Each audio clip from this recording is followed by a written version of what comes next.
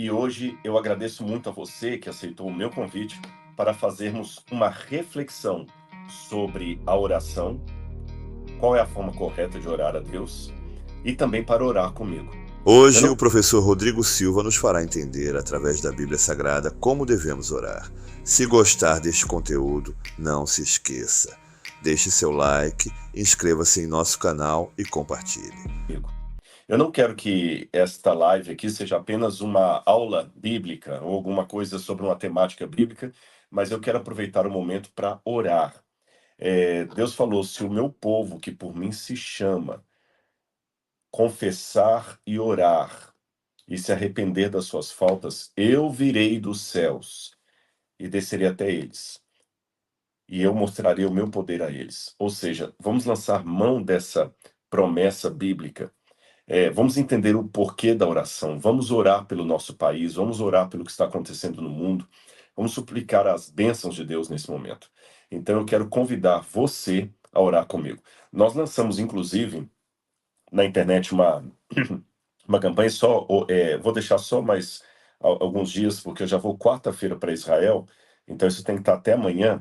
Aqui na descrição desse vídeo você vai ter um link onde você pode fazer por escrito o seu pedido de oração. Quarta-feira eu vou imprimir esses pedidos de oração e vou levar para Israel comigo para orar lá em Jerusalém. E antes que você fale assim, Rodrigo, agora você virou esses pregadores místicos que acham que o óleo de Jerusalém é mais importante que o óleo daqui, não tem nada a ver com isso. Mas eu tenho uma base bíblica para dizer por que que eu vou orar por você em Jerusalém, e isso é importante, e levar o seu pedido até lá, até o Muro das Lamentações. Eu vou explicar biblicamente o porquê disso. Então vamos lançar primeiro uma pergunta. Levar pedidos para orar em Jerusalém, no monte, no Muro das Lamentações, é uma superstição? É uma vaidade intelectual? É uma forma de apenas ficar ganhando likes, alguma coisa assim? Ou tem uma fundamentação bíblica para esse tipo de ação? Vamos estudar isso um pouquinho. O que que é orar a Deus? Como orar a Deus? E nós vamos juntos orar aqui ao Senhor, tá certo? Então, já que nós vamos fazer um momento de oração, antes de eu começar orando com vocês, nós vamos orar no começo e no final dessa live. Eu quero conhecer alguns que estão comigo aqui. Dá para conhecer? Laura tá aqui, tá ali atrás, acabou de chegar também.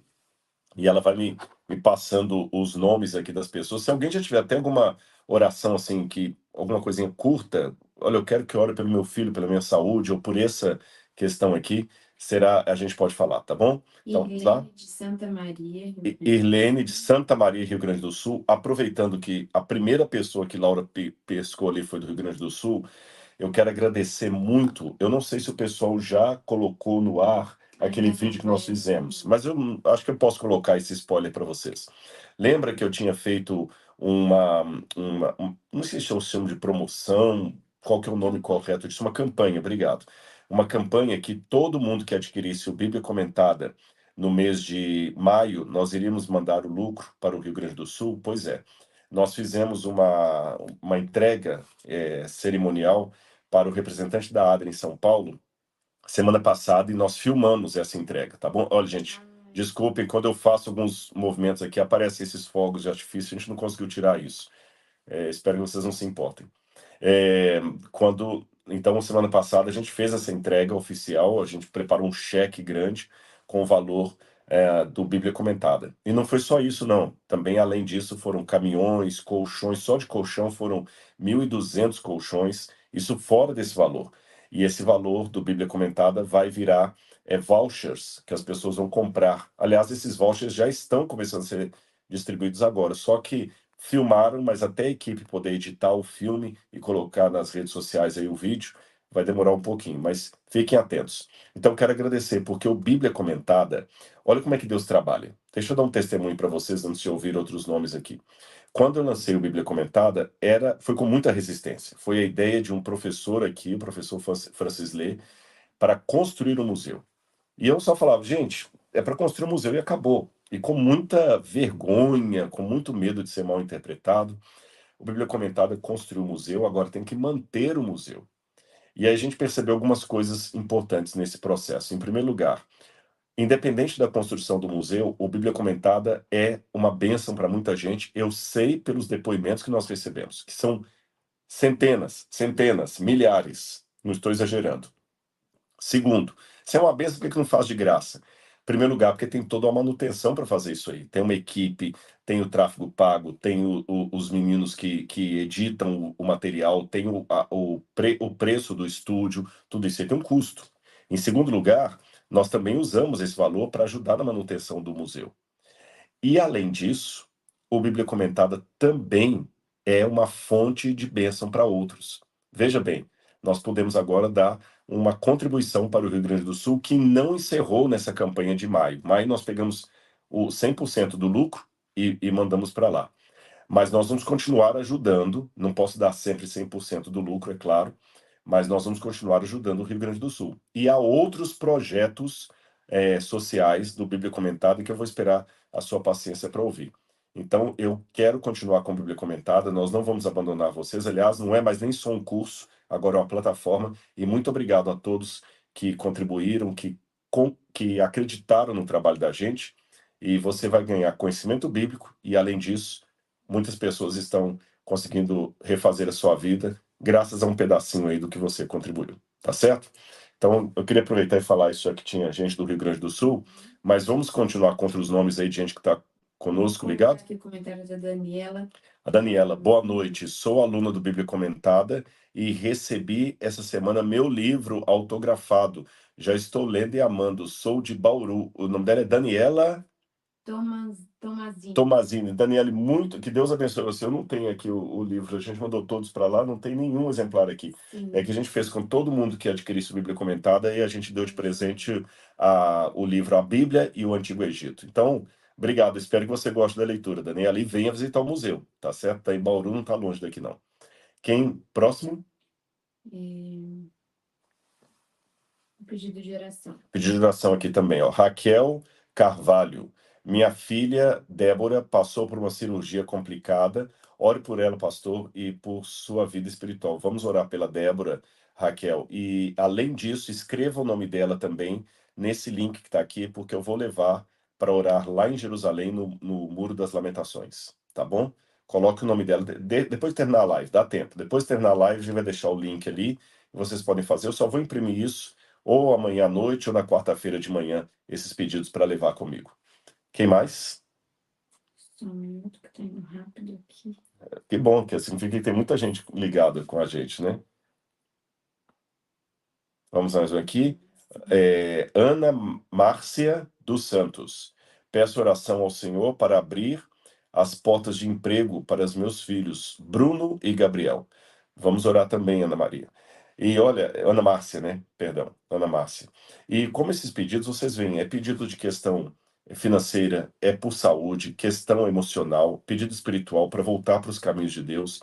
Vamos orar ao Senhor, tá certo?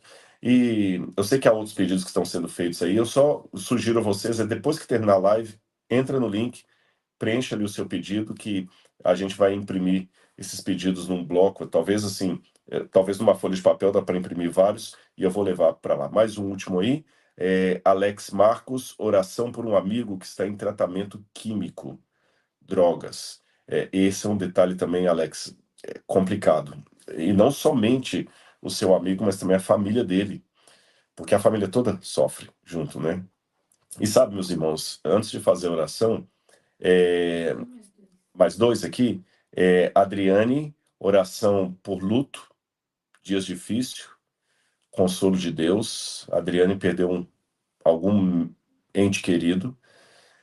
Ivone, gostaria que você levasse o meu nome para orar em Israel. Minha vida financeira, estou com uma dívida muito difícil de pagar, só um milagre. Olha, vocês viram que são pedidos os mais diferentes. Eu vou levar para vocês com muito carinho. E deixe-me contar uma coisa, sabe?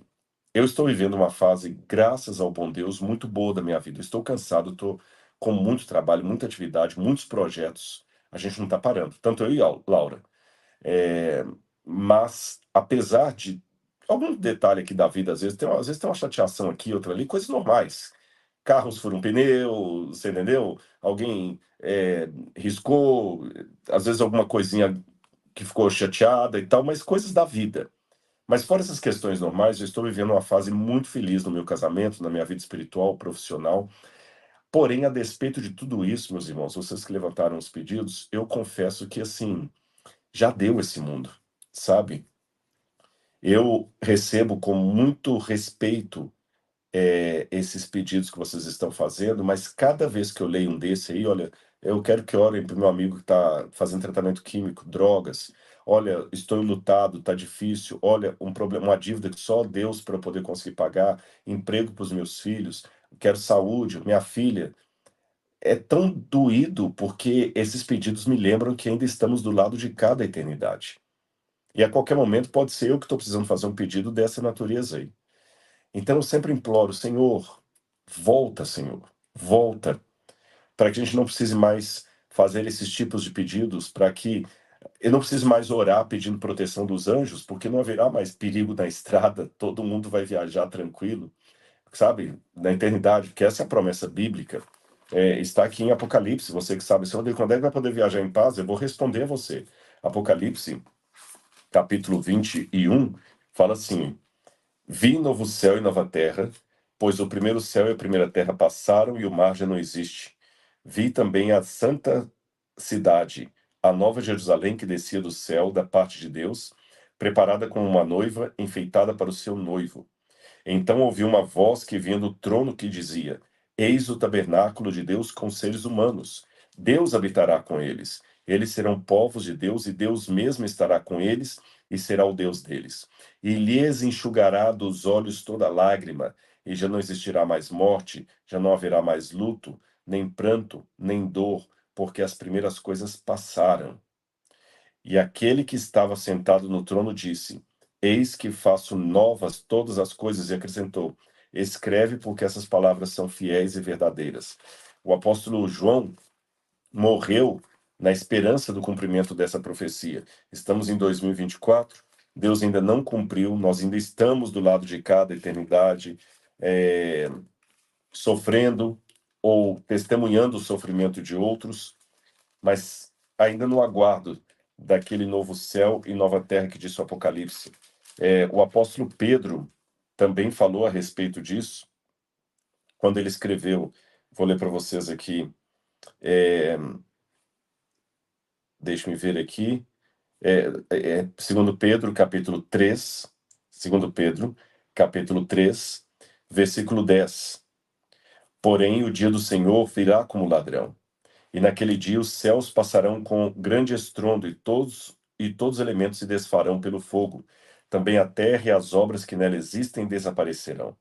Uma vez que tudo será assim desfeito, vocês devem ser pessoas que vivem de maneira santa e piedosa, esperando e apressando o dia da vinda de Deus. Aí o verso 14 diz, verso 12. Nós, porém, verso 13. Nós, porém, segundo a promessa de Deus, esperamos novos céus e nova terra, nos quais habita a justiça. Sabe qual a promessa que eu aguardo? Ana Márcia, Ivone, todos que pediram aí. Aquele dia em que nós vamos orar de olhos abertos, porque estaremos falando face a face com o nosso Senhor. Vamos fechar os olhos, enquanto a gente não pode orar de olhos abertos, né? E suplicar a Deus as suas promessas. Vamos orar?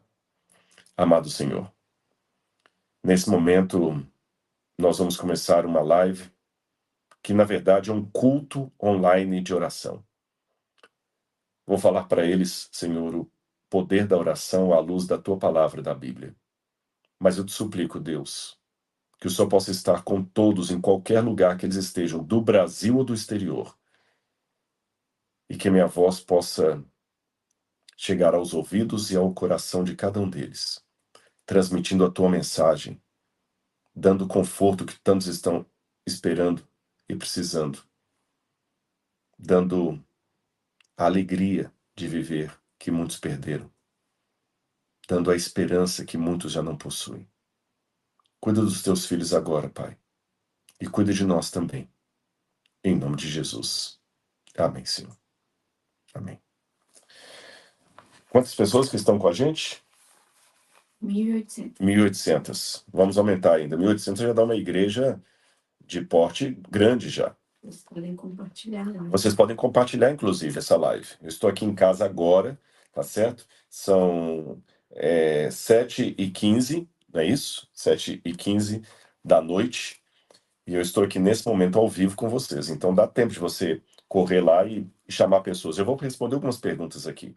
Como orar a Deus? Por que orar? Qual o resultado da oração? Qual a forma correta de orar a Deus? Levar pedidos para orar em Israel seria uma forma de idolatria?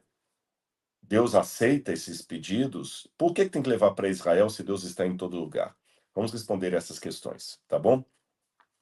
Em primeiro lugar, quando Jesus estava aqui nesse mundo, já havia religião e as pessoas oravam. E Jesus começou a ensinar qual que era a maneira correta de orar, porque muitas pessoas oravam de maneira errada. Olha o que disse Jesus no Evangelho de Mateus, capítulo 6, versículo 5 em diante. E quando orarem, não sejam como os hipócritas, que gostam de orar em pé nas sinagogas e nos cantos das praças, para serem vistos pelos homens. Deixa eu explicar isso aqui para você.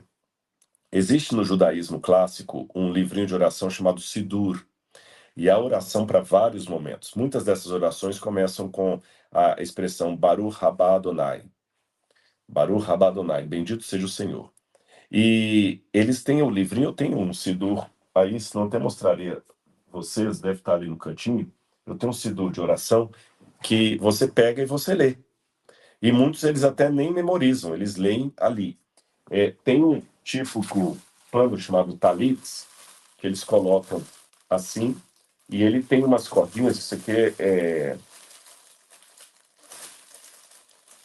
esse aqui eu ganhei lá em Jerusalém, ele tem essas cordinhas aqui, que são as cordinhas que mostram as orações que o judeu tem que fazer ao longo do dia, tá certo? Ele tem essa cordinha. Os muçulmanos têm algo parecido, só que ao invés de ser um talit e um pano com essas cordinhas, é tipo um rosário, mas não confunda com o rosário católico, é o rosário muçulmano, que são as bolinhas que ele vai orando. Eu também tenho nessas bolinhas, mas acho que está tudo lá em cima, eu não preparei antes para poder trazer para vocês, está numa outra caixinha lá, que ele vai orando e vai também virando aquelas bolinhas. O judeu ora em hebraico, o muçulmano ora em árabe. Na tradição cristã nós temos, por exemplo, o rosário ou o terço, que é a mesma coisa, onde você reza tantos Pai Nossos e tantas Ave Marias e assim por diante. Você sabe que a diferença entre veneno e remédio é uma questão de dosagem e de forma de prescrição. É errado fazer uma oração pronta? Não, não é. Não é errado. A prova maior que não é errado é que Jesus mesmo deu uma oração modelo. Aqui está no capítulo 6, versículos 9 em diante. Jesus falou o seguinte: portanto, orem assim: Pai nosso que estás nos céus, santificado seja o teu nome, venha o teu reino, seja feita a tua vontade, assim na terra como no céu. O pão nosso de cada dia nos dá hoje, e perdoa-nos as nossas dívidas, assim como nós também perdoamos aos nossos devedores. E não nos deixes cair em tentação, mas livra-nos do mal. Jesus mesmo deu uma oração modelo. É errado, então, eu repetir para o céu essa oração modelo de Jesus? De maneira nenhuma. Eu faço a oração do Pai Nosso. Isso aqui não tem problema. Só que, se eu ficar toda vez, todo dia, no meu momento de oração, só repetindo, Pai Nosso que estás no céu, santificado seja o teu nome, blá, blá, blá, blá, o que está acontecendo? Eu só estou repetindo um mantra. Eu não estou orando, eu estou declamando um poema para Deus. E Jesus advertiu contra isso. Veja, não estou querendo ofender a prática religiosa de ninguém, nem de católicos, nem de muçulmanos, nem de judeus. Mas eu vou ao que Jesus falou.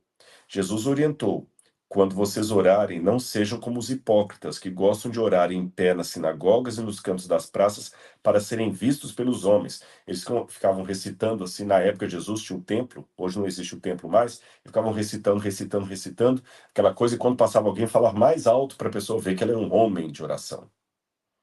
Só que isso podia virar um símbolo de vaidade.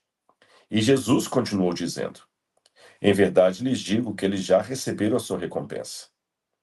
Mas, ao orar, entre no seu quarto e, fechada a porta, ore ao seu pai que está em secreto. E o seu pai que vem em secreto lhe dará a recompensa. Veja, Jesus não está proibindo aqui orar um salmo, por exemplo.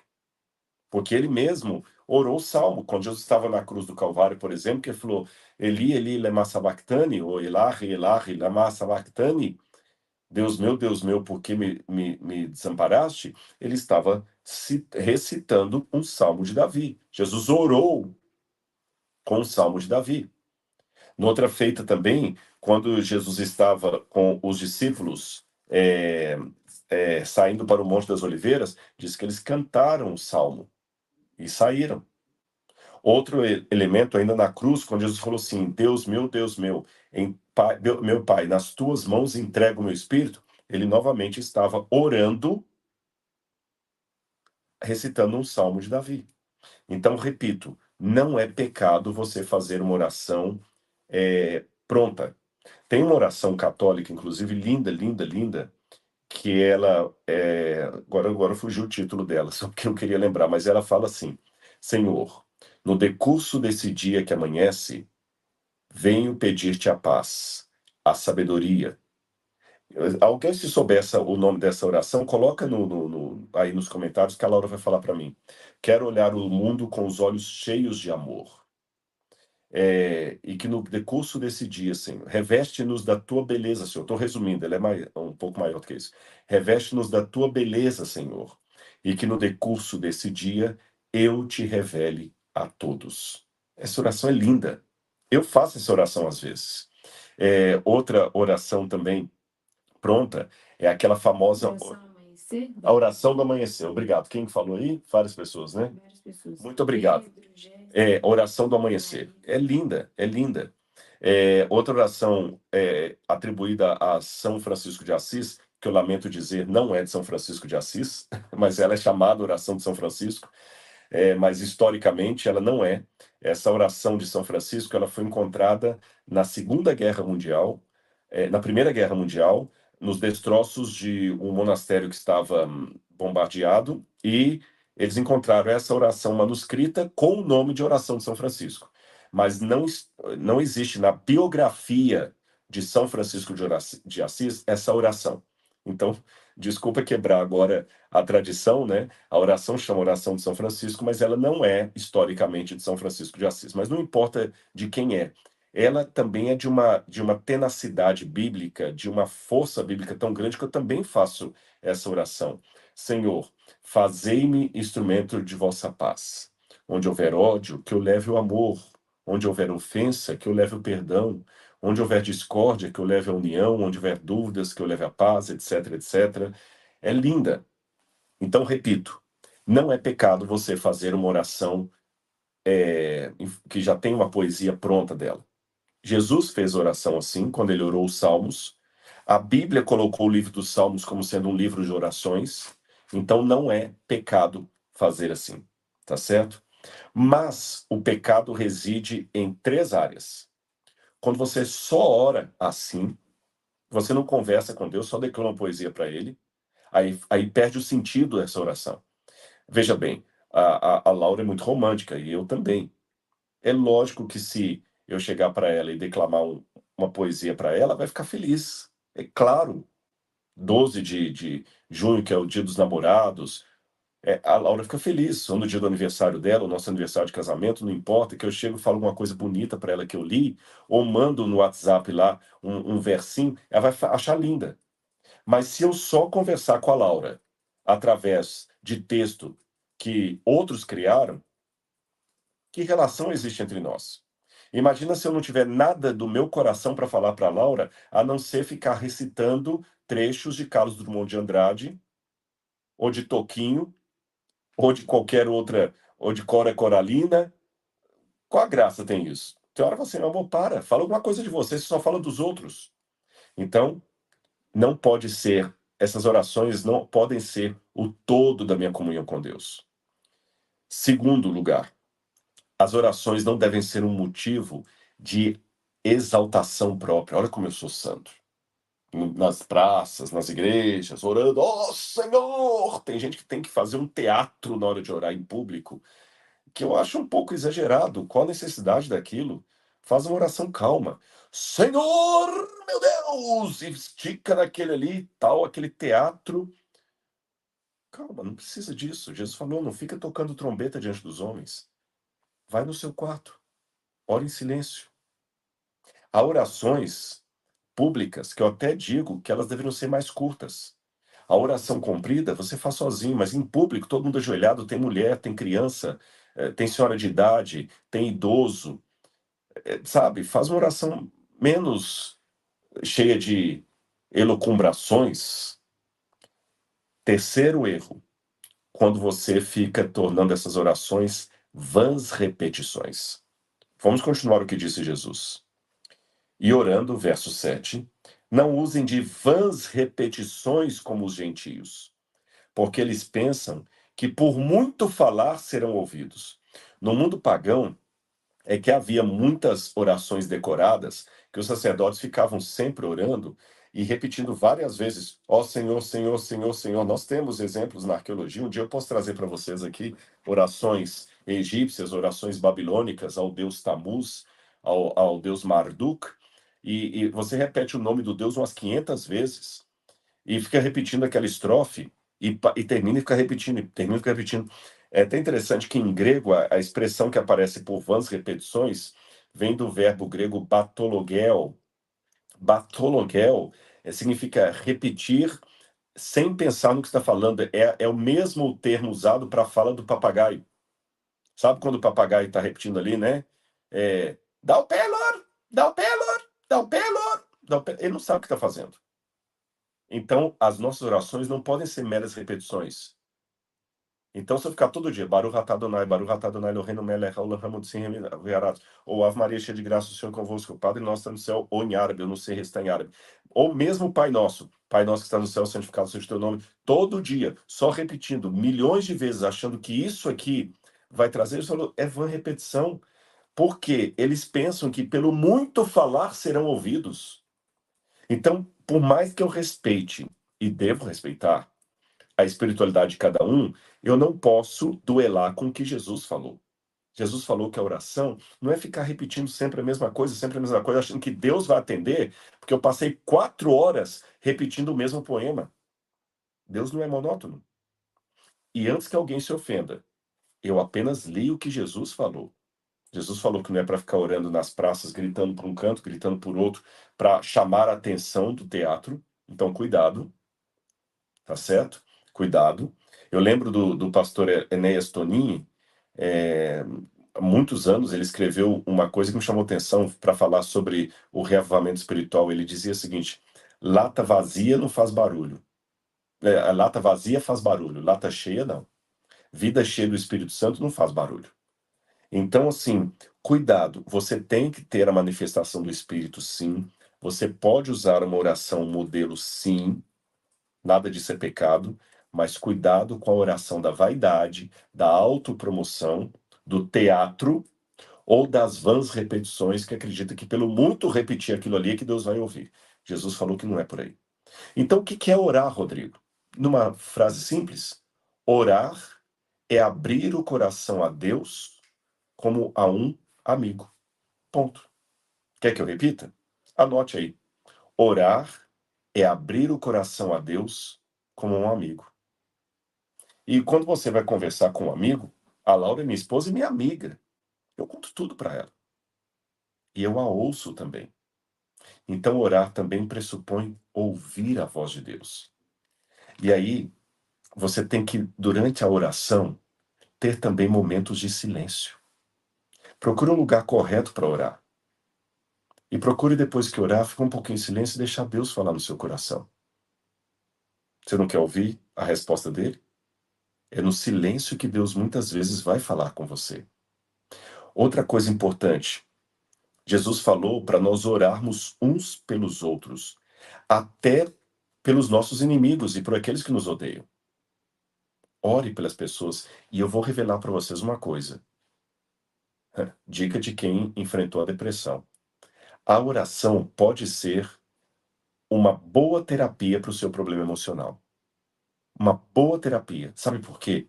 Eu descobri uma coisa na minha vida e eu quero passar isso para vocês.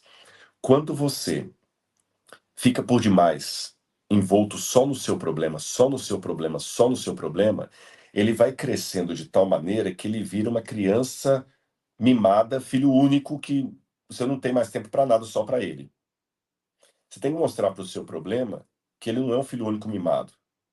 Ele é apenas um dentre 50 irmãos. E eu descobri na minha própria vida que quando eu comecei a orar por outra pessoa, diminuiu bastante a minha própria dor por várias razões. Por exemplo, eu estou reclamando, vamos supor que eu estou orando a Deus porque vou criar uma situação aqui hipotética. Eu estou orando a Deus, eu estou preocupado porque provavelmente, para quitar a minha casa, se eu não conseguir um empréstimo do banco, eu vou ter que vender o meu carro e andar de ônibus. Aí vamos supor que eu só fico agora angustiado, puxa, eu custei tanto a comprar esse carro, e agora o gerente não me dá a resposta, e eu sou ansioso. Eu sou ansioso, a Laura também, a gente é bem ansioso, é a nossa característica. E o gerente não dá a resposta e parece que o empréstimo não vai sair, eu começo a orar: Senhor, sai esse empréstimo para eu não ter que desfazer do meu carro, Senhor. Faz esse empréstimo e tal, e tal. E o empréstimo não vem, e o empréstimo não vem, vai dando aquela agonia, e eu fico pensando no carro e tudo e tal. Daqui a pouquinho eu perco o sono, eu perco tudo, porque eu só estou preocupado com o carro. Aí eu acabo caindo nesse erro que Jesus falou aqui, olha. Eles pensam que pelo muito falar serão ouvidos. Toda hora eu vou orar só por isso. Enquanto ora pelo meu problema, ora pelo meu problema. Tinha uma música interessante de um cantor pentecostal, louvor rural, que ele cantava assim: Você conhece o crente 6 horas? Irmão, 6 horas por mim. Quer dizer, fazendo um trocadilho entre 6 horas e irmão, 6 horas por mim, né? Quer dizer que tem gente na igreja que ele só vive pedindo as pessoas para orar por ele. Aliás, até isso é interessante, eu creio no poder da oração intercessora. Mas a oração não pode ser uma substituição por aquilo que eu devo fazer. Porque há muitas pessoas que ele só vivem pedindo todo mundo para orar por ele, mas ele mesmo não consagra a vida dele a Deus. Ele aproveita, se tem, ele está numa igreja pentecostal, que tem aquelas irmãs do coque, aquelas que oram de madrugada. Ô, a senhora é uma mulher de oração, ora por mim. Tá bom, meu filho, eu vou orar por você. E a irmã, tadinha, ela vai orar de madrugada por ele mesmo. Aí ele descansa, fala assim: eu tô tranquilo, por quê? Não, porque a irmã lá, ela tá orando por mim. Calma. Cuidado para que esse pedido de oração intercessora não fique justamente como uma pessoa. Lembra nos Simpsons que tinha o Sr. Burns, que era o chefe dos Simpsons, e ele não fazia ginástica, não. Aí ele pegava o Smithers, que era o secretário dele, e falava assim: Smithers, estou muito sedentário, por favor, vá à academia e faça ginástica por mim. Aí o Smithers: sim, senhor, Sr. Burns. E o Smithers fica lá: Smithers, você tem que pedalar por mim, você tem que fazer exercício físico por mim, vamos, Smithers. Às vezes ele até ia com o Smithers na academia, mas ele só ficava parado ali, sabe? Com a toalhinha aqui, e o Smithers tinha que malhar por ele. Não existe isso. Não existe uma forma de falar assim: gente, eu estou muito sedentário e estou sem tempo. Ô, João, você pode ir lá malhar por mim? Ah, eu estou querendo aprender inglês, mas eu estou sem tempo. Ô, Joaquim, você pode ir lá estudar inglês por mim? Não existe isso.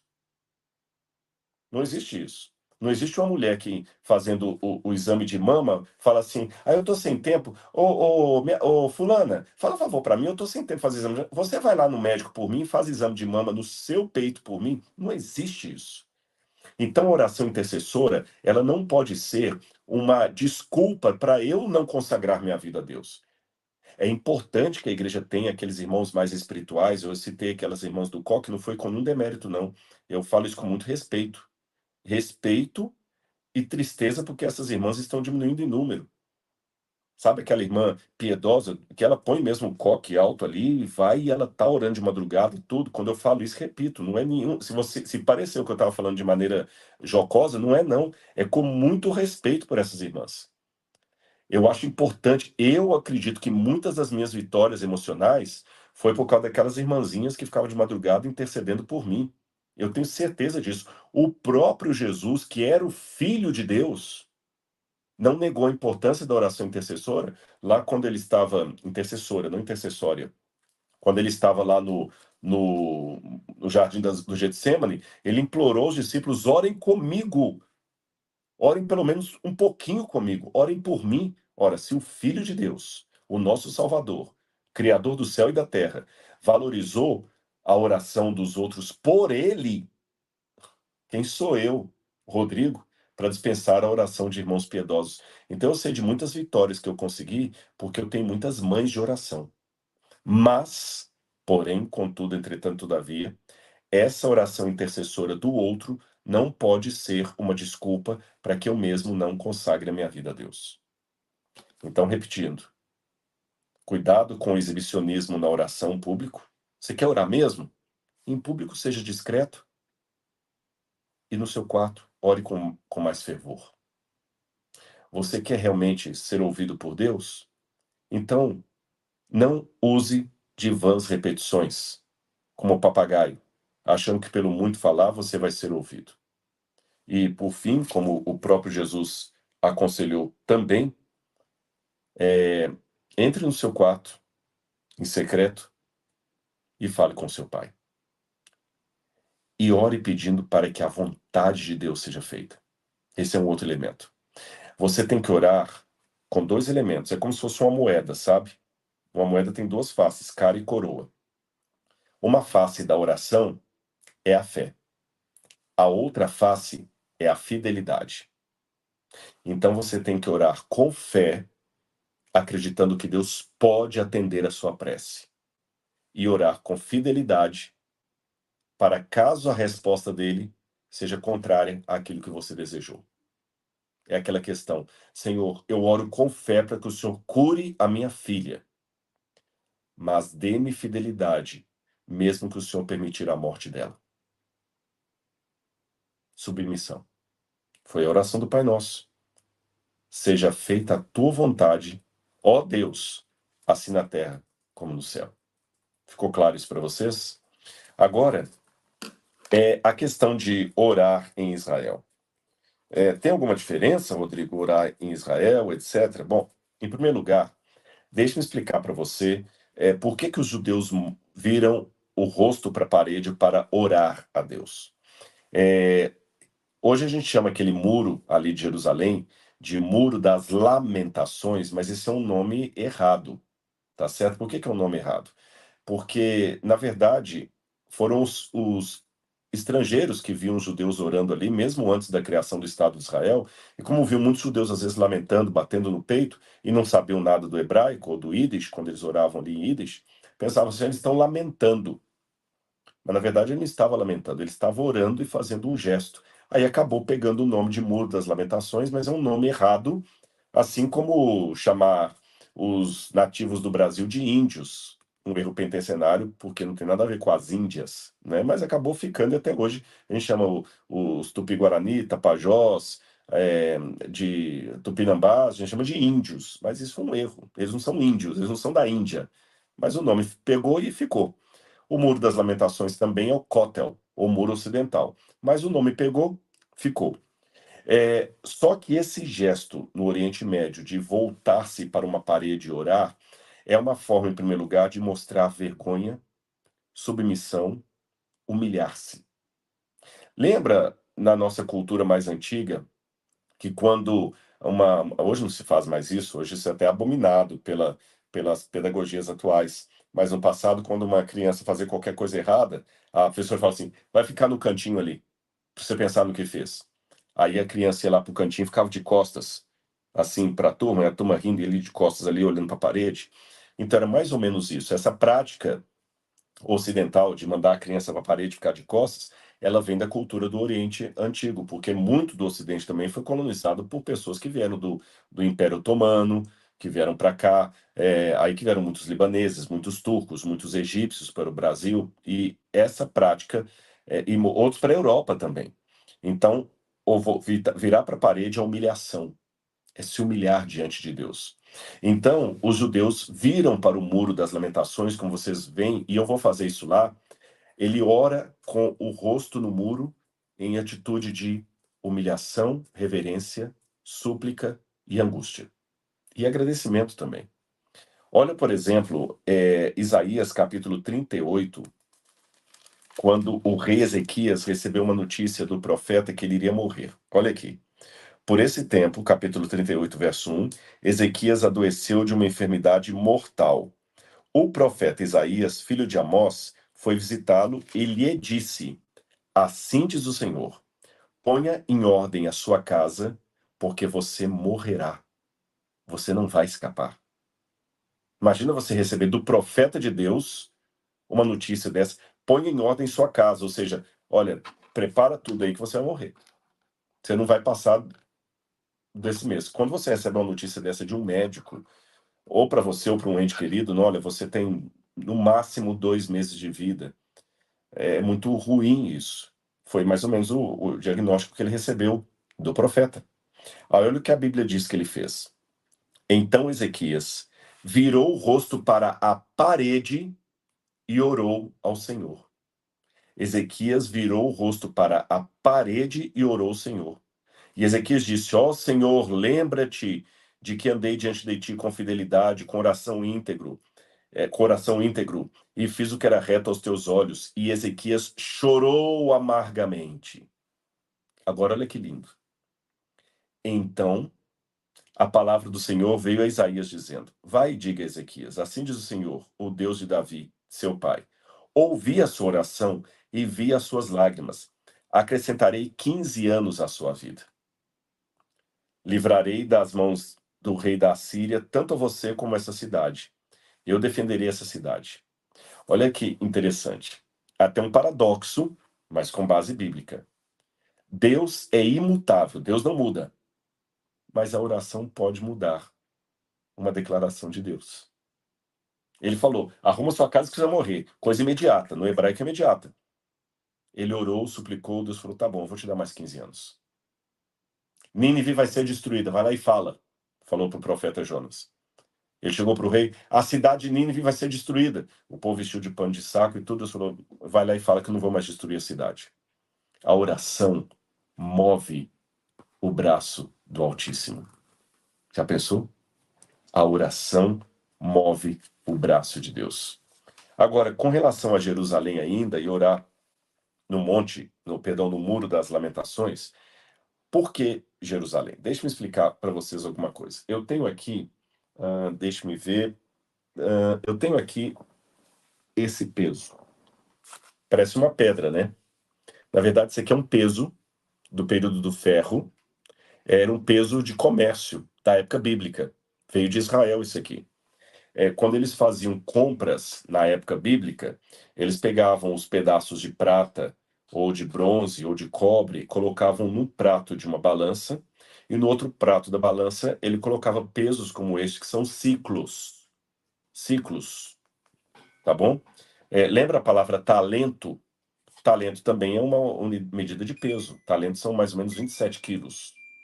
Você tem os ciclos. Lembra que José do Egito foi traído pelos irmãos dele e eles venderam a José por 20 ciclos de prata? Então eles pegaram uma quantidade de pedaços de prata ou lingotes de prata, colocaram num prato da balança, no outro eles colocaram peças como esta até dar os 20 ciclos. Bom, isso aqui fez parte da história bíblica. Isso aqui estava nas mãos de alguém que viveu nos tempos bíblicos.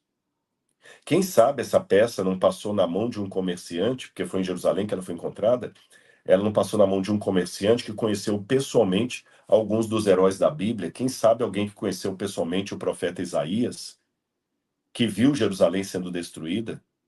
Eu não sei. Essa peça estava lá. Então não há nenhuma idolatria sobre ela, não tem nenhum poder mágico nessa peça, não tem nada que saia raios daqui. Porém, essa peça tem um valor até de mercado. Se eu fosse vender agora no leilão, eu conseguiria um bom dinheiro por essa pedra, porque ela tem um histórico por detrás dela. Essa pedra aqui pode ser acervo do MAB, do Museu de Arqueologia Bíblica. Uma pedra que eu encontrar aqui no quintal de casa? Não. Agora, se eu pegar pedra por pedra, qual a diferença dessa aqui para uma pedrinha do quintal daqui de casa? Nenhuma, são duas pedras. Mas essa aqui estava lá, ela tem uma história. E isso eu posso fazer essa mesma narrativa com vários outros elementos. Por exemplo, a minha aliança de casamento. O ourives que fez essa aliança fez um monte delas. Um monte. E quando eu fui com a Laura lá em Belo Horizonte para encomendar as nossas alianças, bom, ele falou como é que é o tamanho, ele pega, ele comprou para ele e vendeu mais uma. O camarada que vendeu é mais uma, um par de alianças. Só que essa aqui, e não outra que ele vendeu, foi a que nós trocamos no dia da cerimônia de casamento. Se um ladrão vier e me roubar essa aliança aqui, eu vou ficar muito triste. Muito triste. Por quê? Tem alguma coisa mágica nessa aliança? Não. Se você for casado, a aliança que eu tenho aqui é igual à sua, exceto pelo fato que aqui tem o nome da Laura e aí deve ter o nome da sua esposa. Só isso. Mas é uma aliança como outra qualquer. Mas ao mesmo tempo que ela é uma aliança como outra qualquer, no que diz respeito à minha vida, ela se tornou única, porque foi essa aqui, e não outra qualquer, que serviu de simbolismo naquele momento diante do altar, diante do pastor. Percebeu o exemplo que eu estou dando? Agora vamos pegar isso aqui em relação a Israel. Você pode orar em qualquer lugar é válido. Mas Jesus não pisou, enquanto se encarnou nesse mundo, se tornou um bebezinho no ventre da Virgem Maria. Jesus não nasceu na cidade de Belém, do Pará. Foi em Belém da Judéia. Jesus não realizou milagres em pessoa, quando digo assim, em Salvador, na Bahia, foi em Jerusalém, não foi em Belo Horizonte.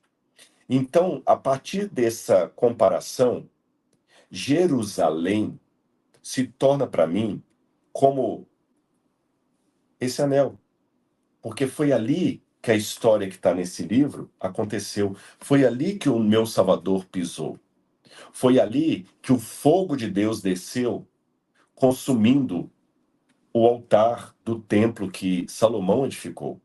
Foi ali, no alto daquele monte, que o anjo do Senhor segurou Abraão, a mão de Abraão, para que ele não sacrificasse Isaac. Foi ali, aquela história que você conta no catecismo, na escola dominical, na escola sabatina, no momento em casa. Essa história aconteceu lá. A partir disso, Israel tem um significado diferente. Não tem como ser igual. Agora, vamos voltar à ilustração do anel. Se o ladrão roubar esse anel aqui, meu casamento acabou? É claro que não. O anel é apenas um símbolo. Ele não é o todo do meu casamento, nem da minha relação. É lógico que não. Eu vou ficar chateado, mas é lógico que o meu casamento não vai acabar porque esse anel foi embora. Eu tenho outras maneiras de demonstrar afeto por minha esposa que não é através desse anel, mas ele é importante. Então é lógico que você pode orar a Deus em Belo Horizonte, no Rio de Janeiro, São Paulo, Tatuí, Engenheiro Coelho, em qualquer lugar Deus pode te atender. É claro, você pode virar para a parede da sua casa. Você pode pegar um azeite de oliva aí da sua casa, orar e consagrar esse azeite a Deus e ungir um enfermo. E Deus vai aceitar. Mas, ao mesmo tempo, não podemos perder a importância do significado, do símbolo, do anel que foi trocado, da aliança. É por isso que eu quero levar esses pedidos para orar em Jerusalém. Não é que vai sair nenhum poder mágico daquele muro, nem porque eu estou adorando o muro. Eu estou como Ezequias, voltando à parede e orando a Deus. E há uma promessa bíblica a esse respeito. Quer ver? Eu quero ler essa última passagem com você. O livro de 1 Reis, capítulo 8, mostra quando Salomão inaugurou o templo em Jerusalém e traz uma longa oração de Salomão. Eu até gosto dessa oração aqui, eu vou contar um segredinho para vocês. Eu tive o privilégio de gravar a Bíblia Sagrada com Cid Moreira, a famosa voz do Jornal Nacional e do Fantástico. O Cid Moreira tinha um projeto com a Sociedade Bíblica do Brasil de gravar a Bíblia, e ele fazia parte do narrador, sabe? Por exemplo, aqui em 1 Reis ele diz assim, Salomão, com aquela voz dele, né? Se pôs diante do altar do Senhor, na presença de toda a congregação de Israel, e estendeu as mãos para o céu e disse... Aí o Cid Moreira silenciava e eu entrava fazendo a oração de Salomão. Então, várias partes da Bíblia, eu fiz a locução com o Cid. Eu tenho guardado aqui em casa ainda os CDs, na época era CD gravado lá, e eu tive esse privilégio de ter no meu currículo a oportunidade, o privilégio de gravar a Bíblia com o Cid Moreira. E eu gravei a voz de Salomão fazendo a oração. Por isso que até eu me lembro disso aqui com muita emoção. Mas não somente isso. O que significa essa oração? Em determinado momento, Salomão pede a Deus o seguinte: olha o que ele fala assim, verso 29. Que os teus olhos estejam abertos dia e noite sobre esse templo, sobre esse lugar do qual disseste, o meu nome estará ali. Esse templo, sabe onde é que ficava o templo de Salomão? Depois você dá uma olhada no Google, coloca assim foto, Jerusalém, vista panorâmica. Aí vai aparecer as muralhas da cidade velha e um domo dourado de ouro. Esse domo dourado hoje é o domo da rocha. Na época bíblica, era nesse lugar que ficava o templo de Salomão. E depois o templo de Zorobabel, que Jesus conheceu na época de Herodes. O templo de Salomão ficava ali. Então, quando Salomão edificou o templo ali, no início da oração, Salomão admite, ele era um homem sábio. Senhor, olha como é que Salomão fala. Nem os céus dos céus te podem caber. Como é que um templo desse pequeno vai caber a tua majestade, Senhor? O próprio Salomão admitia isso. Não existe um espaço que caiba a Deus. Mas olha o paradoxo. Apesar de não existir um espaço que caiba a Deus, porque Deus é acima de tudo, Deus é maior do que tudo, apesar de não existir nenhum espaço que o caiba, ele habita no nosso coração. Ele habita no coração de um pequenino. O infinito e eterno cabe no espaço finito e provisório. É o paradoxo de Deus. Então Salomão falou, Senhor, nem os céus dos céus te podem conter, quanto mais essa casa que eu edifiquei. Mas a despeito disso, Senhor, volta os teus olhos para esse lugar, porque o Senhor mesmo falou que o seu nome estaria aqui. A sua presença, no hebraico, quando fala o seu nome estará aqui, a sua presença. Para ouvires a oração que o teu servo fizer neste lugar. E ele fala, ouve, pois, a súplica do teu servo, do teu povo Israel, quando orarem nesse lugar. Ouve do céu, lugar da tua habitação, ouve e perdoa. Se alguém pecar contra o seu próximo e lhe for exigido que jure, e ele vier e jurar diante do teu altar nesse templo, ouve do céu. Ouve, Senhor, a tua súplica nesse lugar. E não é só para judeu essa promessa, não.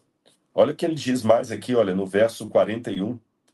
Também ao estrangeiro, que não for do teu povo de Israel, porém vier de uma terra distante, por amor do teu nome. Porque ouvirão do teu grande nome, e da tua mão poderosa, e do teu braço estendido, e orar, voltado para este templo, ouve tu nos céus, lugar da tua habitação, e faze tudo o que o estrangeiro te pedir. Então, já que muitos de vocês não podem ir a Israel, eu me ofereço para ser o porta-voz de tantos pedidos que vocês têm.